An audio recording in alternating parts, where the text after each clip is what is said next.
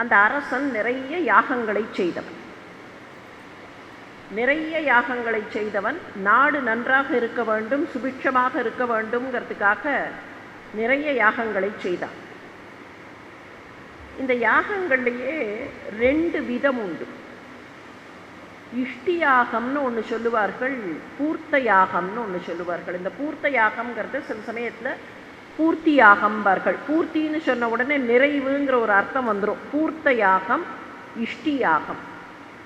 இஷ்டின்னு சொன்னால் அவரவர்களுக்கு என்ன இஷ்டமோ, எனக்கு என்ன விருப்பமோ, to get what I want, to get something that I wish for, to get my wish fulfilled, அதுதான் இஷ்டி யாகம்.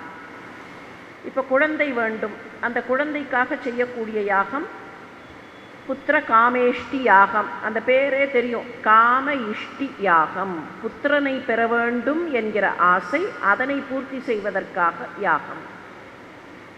இந்த மாதிரி இது வேண்டும் அது வேண்டும்னு சொல்லி இதெல்லாம் எனக்கு வேண்டும் அப்படின்னு செய்யக்கூடிய யாகங்கள் உண்டு. சொல்லப்போனால் பூஜையிலேயே அப்படி உண்டு.